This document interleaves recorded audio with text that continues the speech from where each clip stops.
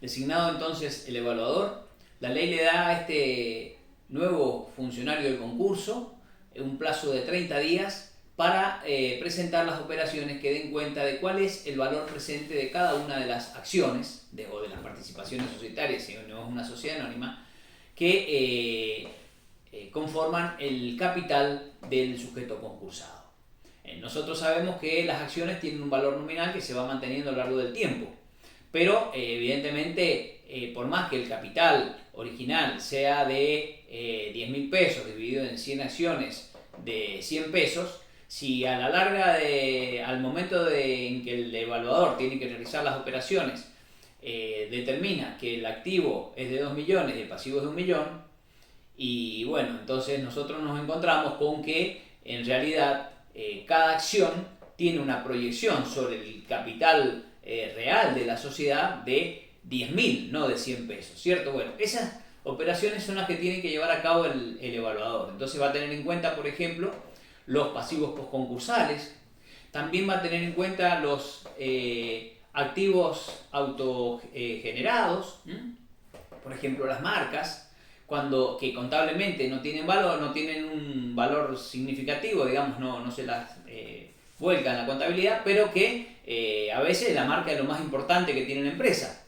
Entonces, esos activos autogenerados también forman parte de esa evaluación. O sea, tenemos que llegar a la mayor aproximación cercana, digamos, al valor real de la empresa para establecer qué proyección tiene entonces cada acción sobre ese valor. Evidentemente que ese valor puede ser positivo o negativo y después veremos qué pasa en uno u otro caso. Una vez que el evaluador presenta esas operaciones, se ponen a disposición del deudor, del síndico, de los acreedores, de los terceros inscriptos, para que formulen observaciones. Y después de que pase el periodo de observaciones, que es de 5 días, el juez va a sacar una resolución en donde va a establecer cuál es el valor presente de cada una de las acciones, para lo cual va a tener en cuenta, entonces, como dijimos, el informe presentado por el evaluador, las impugnaciones que se hayan formulado, y en decisión que es inapelable va a establecer cuál es el valor presente, y a ese valor presente le va a restar un 4%, que es lo que va a previsionar para los honorarios del concurso. Supongamos que en esta cuenta que hemos dado nosotros no eran 2 millones el activo, sino que eran 2 millones 40.000 pesos, así podemos deducir el 4% 2 millones 80.000 pesos, perdón, así podemos deducir el 4% para honorarios, ¿cierto? Bueno, en ese caso nos va a quedar 2 millones y 1 millón, o sea, nos va a quedar que cada acción tiene un valor presente de 10.000 pesos. Bien, una vez que el juez ya estableció el valor presente de las acciones y que ya sabemos si estamos en presencia de una sociedad que tiene un activo positivo o negativo, comienza lo que se denomina el periodo de negociaciones.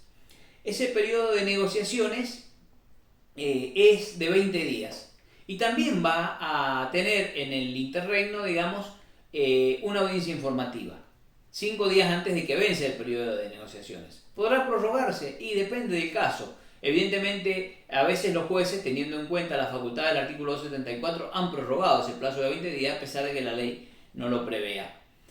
Y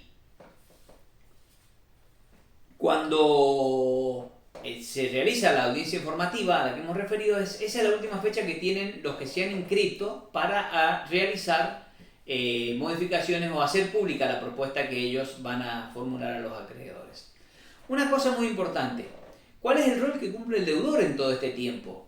Por supuesto que el deudor no se va a inscribir en ese registro, pero la ley dice que si hay inscriptos y se abre el crandown, el deudor va a participar en igualdad de condiciones con el resto de los crandistas. O sea, de esto se siguen dos cosas. En primer lugar, que no queda fuera de juego, o sea, que tiene una suerte de derecho al balotaje, a poder reintentar el acuerdo con los acreedores. Pero la segunda es que, como está en igualdad de condiciones, las conformidades que había colectado con anterioridad al vencimiento del periodo de exclusividad no tienen ningún valor, sino que tiene que actualizarlas en todo caso y conseguir las conformidades de los acreedores. ¿Y cuál es el rol de los acreedores? Bueno, los acreedores, si le dieron la conformidad al deudor o a un grandista ¿Quedan ahí acotados a dársela a otro? No. Los acreedores pueden darle la conformidad al deudor, a uno o dos o a todos los crandistas que se hubieran inscritos. Ellos tienen libertad, digamos, para negociar con cada uno de los interesados y dar la conformidad a cualquiera de los que le esté pidiendo la conformidad. Claro, fíjense ustedes que si tenemos el deudor y tuviéramos dos o tres crandistas inscritos y los acreedores se dividen y el 20% le da la conformidad a uno, el 20% al otro y así nunca podríamos obtener las mayorías, porque las mayorías que se les exige al crandista son las mismas que se exigen para el caso de el concurso preventivo. Entonces, por eso la posibilidad de que el acreedor le dé la conformidad a más de uno de los inscritos en el registro. Una vez que vence el periodo de negociación, o dentro del periodo de negociación mejor dicho, el primero que traiga las conformidades de los acreedores que constituyan la mayoría de capital y personas que hablamos del artículo 45, es el que va a seguir solo en el proceso hacia adelante.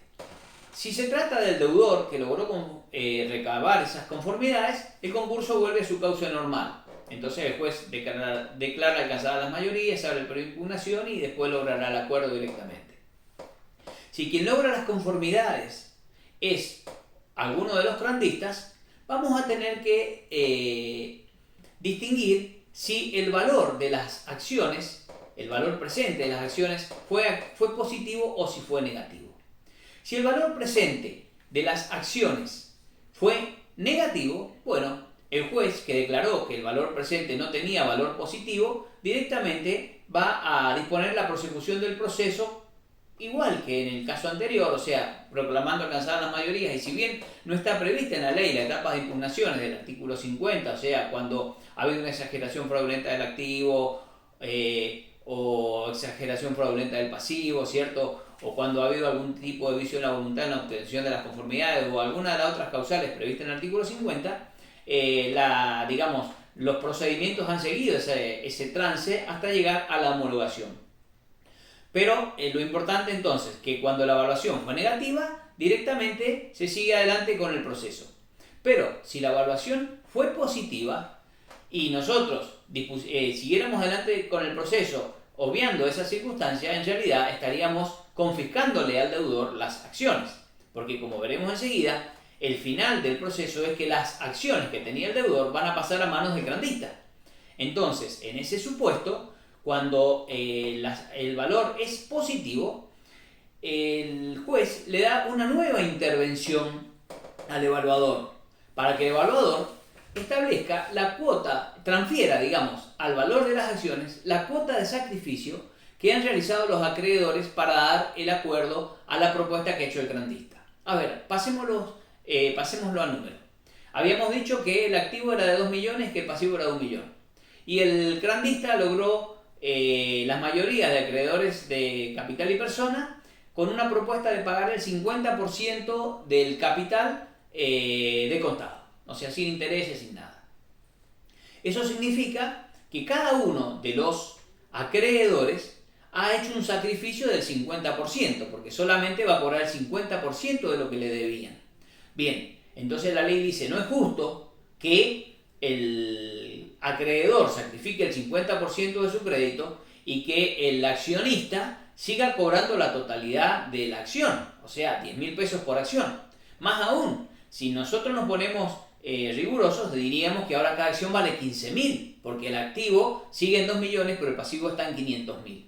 En ese caso, entonces, en realidad la cuenta sería decir, cada acción ahora vale 15.000. No obstante, la ley dice que hay que trasladarle al accionista la cuota de sacrificio que hicieron los acreedores. Y si los acreedores sacrificaron un 50%, quiere decir que también las acciones van a valer un 50% menos. O sea, que en lugar de 10.000, esas acciones ahora valen 5.000, que es el precio que el crandista tendrá que pagarle a cada uno de los accionistas por cada una de las acciones. Puede ser que el crandista no esté de acuerdo con esa evaluación. o no quiera pagarle esos 5.000 pesos, considere que es mucho pagar 5.000 pesos por cada acción en el ejemplo que venimos dando. En ese caso le va a pedir al juez que abra un periodo especial de negociaciones con los accionistas. Entonces, si también logra la conformidad de las 2/3 partes del capital de los accionistas, en ese caso, con alguna propuesta alternativa, es decir, pagar, supongamos, 2.000, 3.000, 4.000 pesos por acción, o pagar 1.000 o no pagar nada. Es decir, él ya tiene que negociar con cada uno de los accionistas y lograr las conformidades necesarias para poder seguir adelante con el proceso. Decimos entonces, si logra eso, el juez va a homologar el acuerdo. Si no logra, la alternativa es la quiebra. ¿Qué pasa entonces con este proceso en donde el grandista logró las conformidades de los acreedores, la evaluación fue negativa o la evaluación fue positiva y logró las conformidades de los accionistas? Bien, llega el momento de la homologación. En primer término, como prueba de haber obtenido la conformidad de los acreedores, de los accionistas, el grandista debe depositar una suma de dinero equivalente al 10% del capital y el resto lo va a pagar una vez que el juez homologue. En un plazo, en la ley habla de 5 o de 20 días, tomemos el plazo más amplio en todo caso. Y una vez que el juez homologa el acuerdo, dispone las medidas para que las participaciones societarias, que eran de 2 o más socios, pasen a cabeza del grandista. En ese supuesto nos encontramos con que la ley 24.522 primero y después la 25.589 generaron dentro del ámbito de la ley concursal una sociedad anónima de un solo socio, una SAU, que ahora están reglamentadas por el Código Civil y Comercial. Están previstas en el Código Civil y Comercial, digamos, nuevo, y están incluidos en la Ley de Sociedades.